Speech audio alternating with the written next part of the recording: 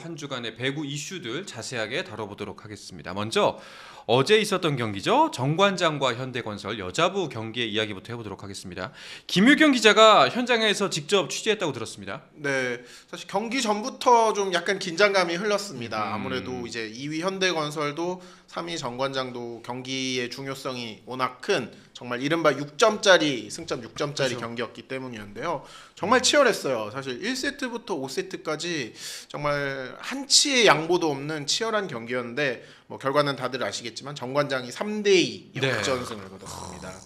뭐 역시 메가와 부키리치의 활약을 빼놓을 수가 없었는데요. 메가 선수가 올 시즌 두 번째로 많은 38득점을 올렸고요. 특히 5세트 15점 중에 10점을 메가 선수가 올렸어요. 네. 16번 스파이크를 때렸는데 블로킹 하나를 당했고 10개가 성공했습니다. 정말 대단한 뭐 집념을 보여줬고요. 14대 11이 되는 순간 메가의 공격이 터지는 순간 고이진 감독이 이렇게 메가를 얼싸안을 정도로 정말 대단한 활약이었고요. 부키리치 선수도 어제 상대 서브 공략에 좀 집중 대상이 됐어요. 거의 부키리치 선수가 50개 가까운 서브 리시브를 받으면서도 31득점을 올렸고요. 공격 성공률이 46.6%였습니다. 특히 이 공격 대부분이 이제 본인이 잘못 받은 것도 있지만 이 리시브가 잘 되지 않은 상황에서 때리는 지난번에 이제 오간사의 배구위키에서 우리가 말씀드린 하이볼 오픈 공격이었는데도 정말 뛰어난 해결 능력을 보여줬습니다. 게다가 정관장이 두 선수뿐만 아니라 요즘 이제 세터 염혜선 선수가 정말 경기력이 좋잖아요. 네. 이제 뭐 어떻게 보면 나이 30이 넘어서 기량이 향상된 느낌이거든요. 이제 그 어제 경기를 중계한 이숙자 해설위원, 이제 정관장에서 또 코치를 1년 지내기도 했었잖아요. 염혜선 선수가 정말 많이 성장했다. 지금은 정말 V리그 최고의 세터라고 해도 과언이 아닌 것 같다. 과거에 염혜선 선수가 뭐 현대건설에서 뛰었던 시절 기억하시는 분들이라면 그때의 염혜선 선수와 지금의 염혜선은 완전히 다른 네. 이름만 같지 그냥 다른 선수다라고 보셔도 무방할 정도로 염혜선 선수가 정말 잘해주고 있고, 저는 뭐 표승주 선수도 굉장히 알짜 활약을 해주고 있기 때문에 지금 정관장에서는 어느 한 명 이 연승 행진에 가담하지 않고, 가담이라니까 좀 이상한데 힘을 보태지 않고 있는 선수가 다 유죄야. 네, 이 연승 모두가 다 유죄입니다. 맞습니다. 네. 아니 근데 지금 보니까 메가와 부키리치가 둘이서 69점입니다. 그러면은 75점이면 일단 세 세트잖아요. 네. 그렇죠? 그럼 세 세트 그냥 이 둘이서 가져온 거예요. 그렇죠. 3대2 승부에서. 물론 이제 맨 마지막 승부는 짧긴 하지만 그래도. 근데 이 두 선수의 또 워낙 비중이 높은 상황에서도 더욱 좀 좋은 상황인 게, 지난번에도 말씀드렸지만 정관장의 이제 백업 선수라든가 국내 선수들의 활약이 점점 좋아지고 있어요. 특히 최근에 이제 올 시즌 정관장에서 돋보이는 원포인트 서버가 왼손잡이 신은지 선수잖아요. 신은지 선수가 정관장에 갈 때만 해도 저 선수를 왜 데려가는 거야라고 바라보는 시선도 굉장히 많았는데 이제는 뭐 리그에서 손꼽히는 원포인트 서버가 됐고요. 네. 최근에는 이제 정수지 선수가 많이 좀 출전을 하고 있어요. 이 정수지 선수 같은 경우에는 2년 차인데 수련 선수입니다. 그러니까 야구로 치면 육성 선수. 네. 드래프트에서 지명을 받지 못한 선수인데 정규 순번 외에 네. 지명무 선수죠. 이 선수가 요즘에는 원포인트 서버로 나와서 좋은 경기력을 보여주고 있고 어제 프로 데뷔 첫 득점까지 올렸어요. 이제 고이진 감독도 굉장히 칭찬을 많이 했는데 우리 팀에서 플로터 서브 능력만 보면 염혜선 그리고 표승주 다음이다. 세 번째로 좋다. 여기에 수비 능력까지 갖췄기 때문에 정말 팀의 보탬이 될 선수, 오래 뛸 선수다라고 대단한 칭찬을 했습니다. 사실 경기 초반만 해도 정관장이 쉽진 않겠구나. 2위는 확실히 2위구나라는 생각이 들어서 11연승에서 막을 내리나 싶었는데 2세트부터 좀 심상치가 않았어요. 19대 24. 네. 딱 그렇게 결정적인 장면 아닌가 싶습니다. 사실 1세트에서 현대건설 위파위와 모마 선수가 너무 좋았잖아요. 정말 압도적인 승리를 거두고 2세트도 쉽게 가져가면서 이 경기는 3대0 승부가 날 수도 있겠구나라는 생각까지 했었는데 정말 그 정관장의 서브 공략이 너무 좋았고 또 이 부키리치 선수가 26대 26에서 오픈 공격을 2개나 연속으로 성공시켰거든요. 이 경기의 흐름이 이제 바뀐 순간이라고 할 수 있겠고요. 사실 3세트에서도 또 현대건설이 좀 듀스 접전 끝에 따냈기 때문에 예전의 정관장이라면 그러니까요.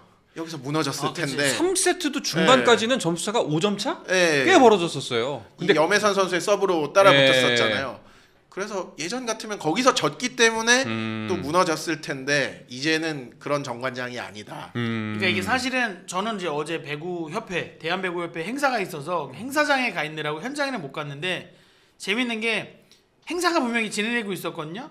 근데 기자석에 앉아 있는 몇몇 기자들은 중계를 보고 있었어요. 그렇죠. 왜냐면 처음에는 그러니까 저희도 예상하기로는 쉽지 않을 거다. 정관장 보면 쉽지 않을 거고 경기 초반 상황을 이제 저희도 잠깐 잠깐씩 보니까 아 오늘은 쉽지 않겠네. 네. 쉽지 않겠네라고 생각을 했는데 한두 명씩 보면서 이거 어. 우리 이상한데 술렁술렁. 이 사람이 보고 이상한데 어. 이 사람이 보고 이상한데 하다 보니까 나중에 다 같이 뭐 이게 행사는 앞에서 진행 중이에요. 네. 근데 몰래 핸드폰으로 중계를 다들 보고 있더라고요. 그럴 정도로 어제 좀 명승부였고 저는 확실히 이제 시즌의 중간이 넘어갔으니까 확실해진 건 부키리치 선수의 이 성공적인 아웃사이드 히터 적응기를 보면서 우리 선수들이 더 이상 변명을 하면 안 되겠다. 왜냐면 우리는 이미 중고 배구서부터 공격을 많이 하는 선수들은 공격만 하거든요. 그렇죠. 약간 그게 분업화되어 있는 게 저는 사실 좀 불만인데 부키리치 선수 지금 단번에 그러니까 고희진 감독이 어떤 점을 받는지는 이제 나중에 고희진 감독에게 캐야겠지만 부키리치 선수가 단번에 성공적인 정말 이건 대성공이에요. 원래 아웃사이드 히터라고 해도 무방한 실력을 지금 보여주고 있거든요. 그렇기 때문에 한국 배구의 좀 약간 고질적인 문제라고 할 수 있는 이 철저하게 나뉘어진 네. 이 공격만 하는 선수들이 육성되는 현실을 좀 부키리치 선수 사례를 보면서 좀 연구를 해야 되지 않을까 싶습니다. 네. 아 이거는 근데 저는 이제 경기가 종료되고 나서 약간 그 생각도 들었습니다. 과연 현대건설의 강 감독은 무슨 이야기를 했을까? 예. 사실 좀 어느 정도 경기력에서는 좀 만족스럽다는 이야기는 하셨어요. 어쨌든 그러니까 이거는 우리가 못해서 진 게 아니다. 그렇습니다. 예. 네. 실제로 이겼던 세트들을 보면 현대건설의 장점이 이제 수비가 잘 됐었고요. 또 높이에서 어느 정도 위력을 발휘했었는데 사실 메가와 부키리치가 너무 생각 이상, 특히 메가가 상상 이상이었다라는 이야기를 했었거든요. 네. 아무래도 저희가 여러 번 강조하지만 막아야 할 선수가 메가와 부키리치 양쪽이다 보니까 사실 막는 입장에서는 한쪽은 어느 정도 막더라도 한쪽까지 막기가 쉽지 않았거든요. 어제 현대건설이 부키리치 선수에게 많은 서브를 집중했어요. 그래서 네. 사실 부키리치 선수가 경기 후반으로 갈수록 체력이 저하된 무너지죠. 모습을 보였었고 후위 공격 성공률이 떨어지다 보니까 아예 리시브 타이밍에는 박혜민 선수를 투입해서 이제 부담을 줄여주기도 했거든요. 그런데 메가 선수는 끝까지 지치지 않고 자신의 공격을 끝까지 해냈거든요. 와. 이게 15점 중에 10점을 혼자 한다? 이런 거 과거에 한 가빈 정도에서나 볼 수 있던 그런 영향력입니다. 이게 친구 항상 웃는 얼굴이어서 사실은 그렇게 웃는 얼굴이 독해 보이지 않잖아요, 사람이. 아, 그죠.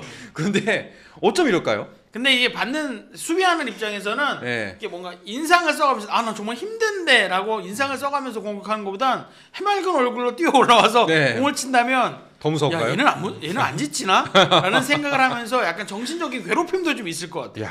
어제 그래서 인터뷰에서도 사실 메가 선수에게 항상 그렇게 웃고 있는데 네. 웃고 있는 이유가 뭐냐고 하니까 아무래도 이제 무슬림이다 보니까 약간 종교적인 이야기도 하면서 항상 그런 긍정적인 에너지를 좀 내려고 한다. 그러면 더 좋은 결과가 나오는 것 같다라고 이야기를 하더라고요. 근데 이 승부욕이 엄청난 선수인 게 어제 경기 후 인터뷰에서 사실 부키리치 선수랑 메가 선수가 약간 말싸움 아닌 말싸움이 있었죠. 네. 저희가 아니죠. 김효경 기자가 우리 스앰플의 김효경 기자가 그 장면을 직접 담아 왔습니다. 그 기자회견 장면을 보면서 우리 이야기를 나눠보도록 하죠. Like points, right? One or two. So, like, do you guys want to be MVP? No, Mega. 아니요, 메가 가져가. 저렇게 보면 별로 안 친해 보여요. 네? Siapapun itu, yang penting kita tim kalau aku sih kayak gitu. 네, 누가 받든 저는 상관은 없고요. 어쨌든 저희는 하나잖아요. 같은 팀이기 때문에 네, 그래서 상관없는 것 같아요. 누가 받든지. 그러니까 지금 소리가 잘 안 들렸는데 그 내용은 그거죠? MVP에 관한 내용이죠? 네, 이제 지난 라운드에서 두 선수가 MVP 경쟁. 한 표 차이로 네. 경쟁을 했었잖아요. 이번 라운드도 지금 정관장이 4연승을 달리면서 사실 또 메가 아니면은 부키리치가 될 확률이 굉장히 높거든요. 그래서 제가 질문을 했어요. 이번에 누가 받았으면 좋겠냐라고 이야기했더니 메가 선수, 부키리치 선수가 메가가 받아야 된다. 네. 지금 너무 잘해주고 있다. 그러니까 또 메가 선수는 뭐 나는 손살을 내치고 받지 예. 않아도 괜찮다. 네. 굉장히 팀 분위기가 좋습니다. 이게 어제 이제 기사에도 많이 나왔지만 두 선수에게 이제 또 플레이오프에 대한 질문이 나왔을 때는 부키리치 선수는 아니다. 1위를 하는 것도 좋지만 쉬면 좀 경기 감각이 떨어질 수 있으니까 플레이오프부터 하면 더 좋겠다라고 얘기했고 메가 선수는 아니다. 우리 작년에 플레이오프에서 떨어지지 않았냐. 1위를 하자. 막 이렇게 이 과정에서 두 선수가 막 장난삼아 약간 싸우듯이 이야기도 하고 네. 정말 그 분위기가 좋았거든요. 이 두 선수가 동갑내기예요. 그리고 똑같이 이 성향이에요. 외향적인 성격. MBTI에서 네. 그러니까 평상시에도 항상 이렇게 즐겁고 또 통역이 보시면 알겠지만 이소정 씨 한 분이거든요. 네. 저분이 영어와 인도네시아어를 같이 할 수 있기 때문에 또 붙어 다니는 시간이 굉장히 그러겠네요. 길어요. 셋이서. 그러니까 시너지 효과가 정말 대단합니다. 자, 저 좋은 분위기 덕분일까요? 지금 이제 여자부 배구는 3강 체제가 확실하게 굳어지는 모양새입니다. 자, 일단 오늘 저희 방송이 녹화하기 때문에 오늘 경기 결과는 투영되지 않았지만 3강 지금 현재 스코어를 보여주시죠. 1위를 달리고 있는 흥국생명이 승점 50점, 현대건설이 47점, 정관장이 43점. 와, 이제 1위와 3위 차이가 단 7점, 그리고 3점, 4점밖에 차이 안 나요.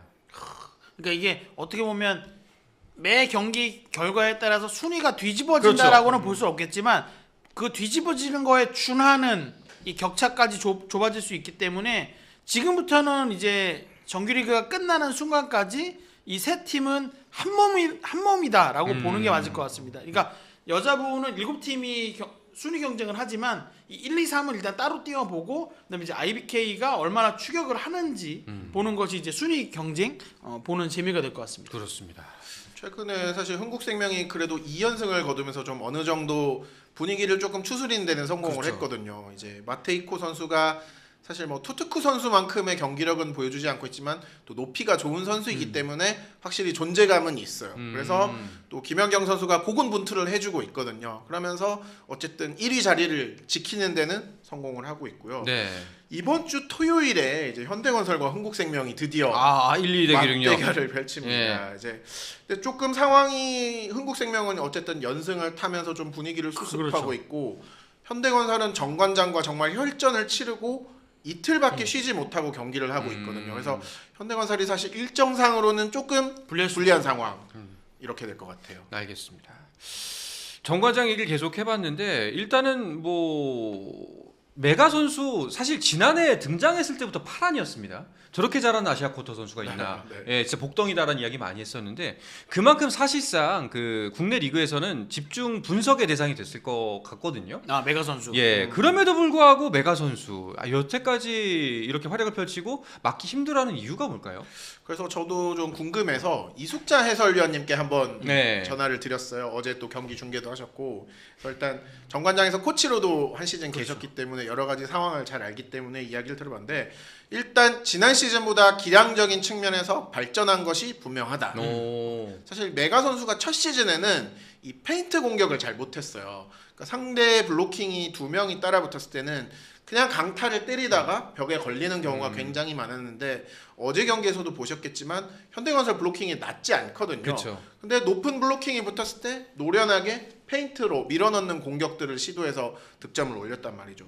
어떻게 보면 이런 한국식 훈련, 좀 강한 훈련, 스파르타식 훈련을 이겨내면서 메가 선수가 선수로서 좀 한 단계 더 성장한 모습, 그것이 올 시즌의 활약으로 이어지는 것 같다고 해요. 이 메가 선수도 좀 그런 이야기를 평소에 많이 하거든요. 좀 한국어 이야기를 하냐면 집중 이렇게 이야기를 많이 하거든요. 평소에 이제 고이진 감독님과 네. 이강주 코치가 이제 메가 선수에게 좀 훈련을 시킬 때 집중을 해서 훈련을 하자 이런 이야기를 굉장히 많이 하는데 정말 본인도 그런 집중해서 훈련을 하다 보니까 몸도 더 좋아지고 기술적으로도 향상이 됐고 아무래도 사실 인도네시아 리그 그리고 인도네시아 대표팀이 한국보다는 조금 수준이 한 단계 아래인 건 사실이잖아요. 그런데 좀 더 한 단계 위의 선수들과 좀 똑같이 훈련을 하다 보니까 자연스럽게 좀 기량이 향상되었고 특히 이제 우리 한상원 아나운서님이 항상 강조하신 것 돈 중요하지 않습니까? 네. 이 메가 선수가 인도네시아에서 받는 연봉보다 여기서 몇 배를 더 받고 있거든요. 몇 배요? 네. 확실한 동기부여죠. 네, 이것만큼 사실 제일 좋은 동기부여가 없잖아요. 그렇죠. 내가 실력을 보여주면 확실한 좀 보상이 돌아온다. 이거를 지난 시즌에 느꼈기 때문에 올 시즌 더 열심히 하고 더 긍정적인 마인드로 할 수 있게 되었다. 이렇게 좀 평가를 해주셨습니다. 야. 그러니까 저는 거기다가 덧붙이자면 뭐 메가가 탁월하게 능력이 좋은 선수인 건 맞지만 이 정관장 그러니까 메가를 도와주는 정관장의 동료 선수들의 기량도 이 메가의 기량이 빛나는데 확실히 도움을 주고 있다. 그렇죠. 그러니까 이게 블로킹이 그러니까 높이가 좋은 팀들이 보면 지금 정관장이 세트당 블로킹이 가장 많고 그 다음에 흥국생명, 그 다음에 현대건설 순위란 말이에요. 그러니까 이게 곧 순위인 거예요. 그렇게 보면 이 블로킹이 좋은 팀은 과거에 이제 감독님들의 말씀을 들어보면 날개 공격수가 빛나기 위해서는 중앙이 튼튼해야 된다.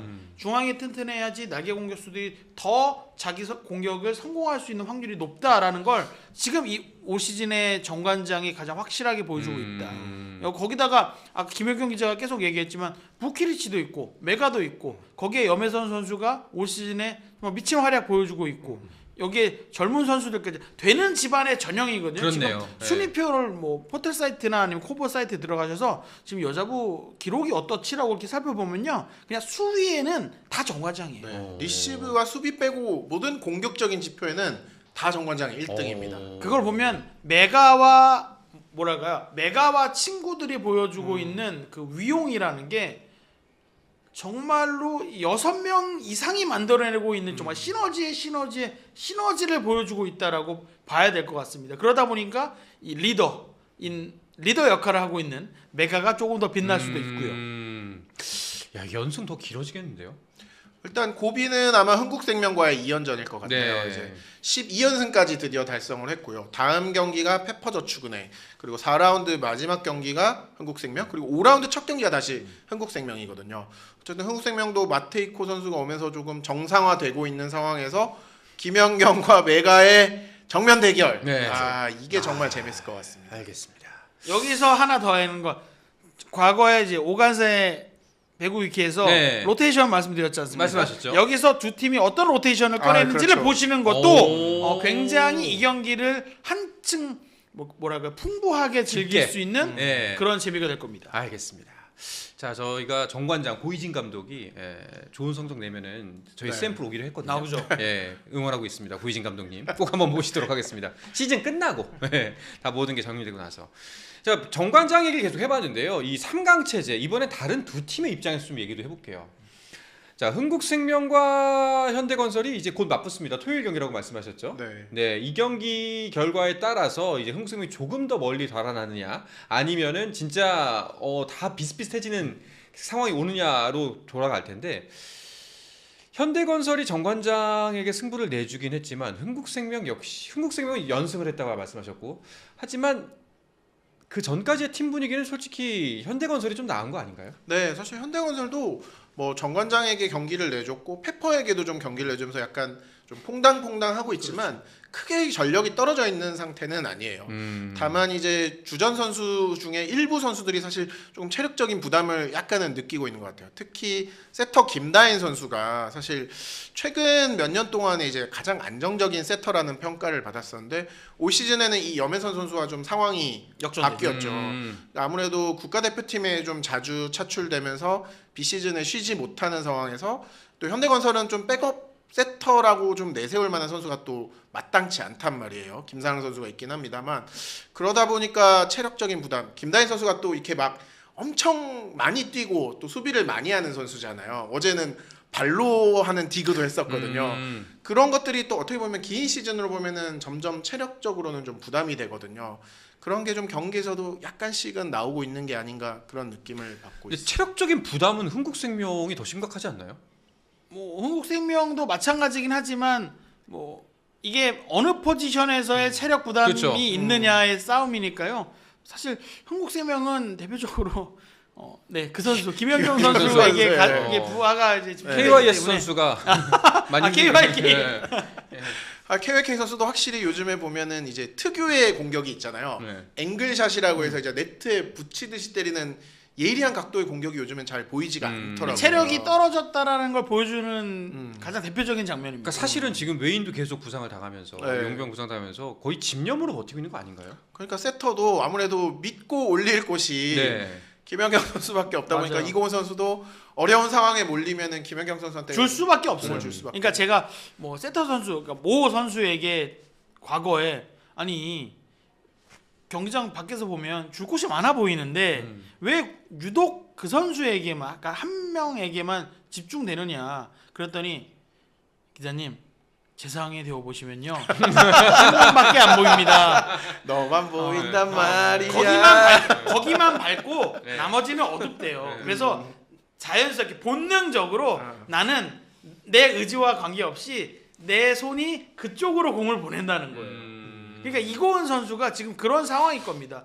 어떤 선수에게 공을 주는 것보다 어쨌든 김연경에게 주면 절반 이상은 성공을 하니까 이고은 본인도 모르게 김연경 선수를 향해 공이 가고 있을 겁니다. 아 진짜 대단한 선수이면 틀림이 없는 것 같습니다. 여전히 저 기량을 발휘하고 있다는 게 대단한 것 같은데, 자 이렇게 그 세 팀의 3강 구도가 굳어지면 굳어질수록 4위 팀의 본 빼고 가능성은 점점 옅어지는 거잖아요. 네, 사실 IBK 기업은행이 최근에 좀 주춤한 상황이죠. 이제 엎친 데 덮친 격으로 세터 이제 천신통 선수가 좀 부상을 당했는데 생각보다 조금 길어질 수도 있는 상황이어서, 그래서 지난 경기에는 김하경 선수가 주전으로 나왔는데 아무래도 한 경기를 다 이끌어가기는 좀 어려운 모습이 그대로 나왔었거든요. 천신통 선수가 관중석에서 앉아서 경기를 지켜보는 모습을 봤는데 김호철 감독님도 굉장히 조금 답답할 것 같아요. 사실 이소영 선수도 또 어쨌든 전위에 돌아와서 공격을 하다가 다시 좀 몸 상태 때문에 지금 물러나 있잖아요. 네. 여러모로 IBK로서는 가장 급한 상황인데 두 장의 카드를 쓸 수 없는 상황이 됐다는 게 좀 여러모로 좀 답답한 상황이죠, 정말. 네. 저는 조금 더 비관적으로 보자면 지금 상황이 계속된다면 사실 저는 IBK 기업은행의 준피오는 없다고 봅니다. 네네. 그런데 이제 뭐 이 흐름을 바꿀 수 있는 카드가 있다면 저는 그냥 이소영 선수예요. 이소영 선수 굉장히 큰 기대와 함께 IBK 기업은행으로 왔는데 솔직히 말하면 아직까지는 그 몸값 제대로 다 해주지 못하고 있습니다. 답답한 건 감독이죠. 병원에서도 분명히 몸에 아무런 이상이 없다라고 하는데 코트에 서면 이제 선수가 아직 정상적인 그 경기력을 보여주지 못하고 있다 보니까 저는 이소영 선수가 극적으로 모든 아픔을 떨치고 일어나서 코트 위에서 펄펄 날아준다면 모를까 현 상황에서는 힘들 것이라고 보고 있습니다.